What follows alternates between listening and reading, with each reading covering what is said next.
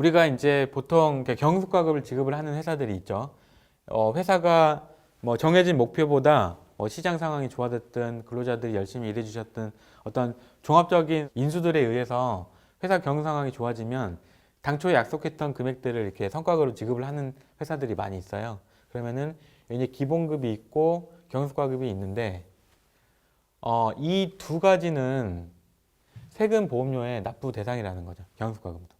그러니까 내가 기본적으로 받는 기본급도 세금도 내야 되고 보험료 납부를 해야 되지만 이 역시 경수과급도 세금도 내야 되고 보험료도 같이 납부를 하셔야 돼요.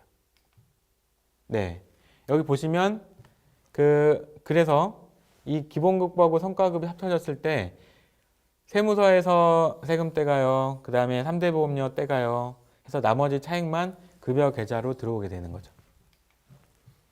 근데 만약에 내가 DC형 계좌를 개설을 하고요. 경영수과급을 DC로 넣는다 라고 하면 네, 이렇게 나옵니다. 성과급은 이 세 가지를 떼지 않은 상태로 DC로 온전하게 들어와요. 그러니까 세전 금액으로 들어오는 거고 이 기본급에 대해서만 아까 말씀드렸던 세금하고 보험료를 징수하고 떼는 거죠. 그러면 이제 여기서 보시면 아까 제가 6천만 원 급여소득자랑 5천만 원 급여소득자를 비교를 해드렸잖아요. 그분이 성과급이 1천만 원이라고 가정을 해보면 1천만 원이 온전히 세금과 보험료의 그 누수가 없이 DC로 들어올 수 있다라면 이 두 가지를 절약을 할 수 있는 솔루션이 나온다라는 거죠. 근데 이게 과연 가능할까요? 우리나라 소득세법 시행령 제38조를 보면요. 이 법이 원래 1항까지만 있다가 2항이 추가됐어요. 언제 추가됐냐면 2013년. 약간 좀 익은 눈에 낯이 익죠? 2013년. 아까 세법에서 좀 큰 변형이 일어났던 그런 해이긴 한데 이때 역시 2013년에 이런 그 조항이 생겼는데 제1항을 적용을 할 때 이 1항이라고 하는 거는 근로소득에 나열을 한 거고요.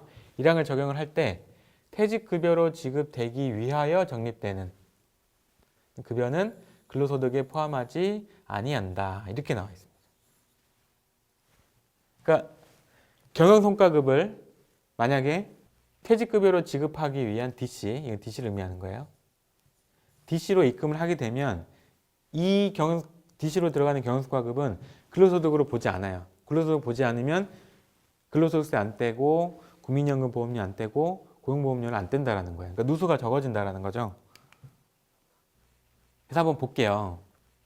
만약에 이분이 경영과급을 DC에 안 넣는다 라고 치면 똑같습니다. 아까처럼 5,300만 원의 가처분 소득이 생기는데 만약에 5천만 원을 그냥 급여계좌로 받고 1천만 원은 DC에다가 1천만 원을 그냥 풀로 넣는다 라고 치면 아까 우리가 이제 숫자가 익숙하지 않습니까? 이 5,300하고 4,400의 이 차이점이 이제 생기는 거예요. 그러면은 이 경영수과급을 안 넣는 분은 손해 지는 게 5,300이고 경영수과급을 넣은 분은 계좌가 분명 쪼개져 있지만 급여계좌에 4,400, 그래 DC 계좌에 1,000만 원 해서 5,400만 원을 돈을 갖고 있다는 거죠. 그래서 계좌 잔고 차이는 이 DC를 넣는 분이 약 177만 원의 이득을 보신다라고 볼 수 있습니다.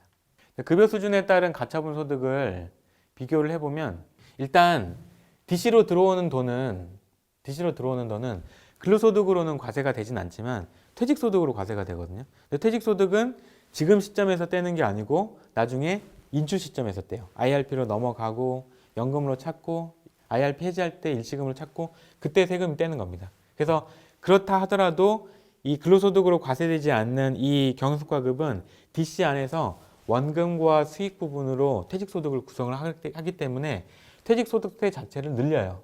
이렇게. 제가 이거 5년을 넣는다고 1,000만 원씩 5년 넣는다고 가정을 한 거거든요. 그러면 퇴직소득 원금은 5천만 원으로 늘어나는데 세금 자체는 300이 늘어나게 되죠. 네, 세금이. 그러니까 근로소득세는 줄어들되 퇴직소득세가 늘어들지만 이 두 개를 뺀 가처분 퇴직소득을 보면 4,600이에요. 왜? 퇴직소득세가 근로소득세보다 현저하게 낮기 때문이에요. 근데 만약에 이분이 1,000만 원씩 해서 이 가처분 소득만큼의 5년치를 곱해보면 동일한 1,000만 원에 이 800만 원의 금액이 계산이 돼서 가처분 소득 이걸 이제 5를 곱해보면 4,100만 원이거든요. 그러니까 이분 같은 경우에는 돈을 찾는 분, 이분은 DC로 넣어서 퇴직금으로 찾는 분, 이거는 세금까지 다 고려를 하더라도 이분이 500만 원 유리하다라는 거죠. 500만 원.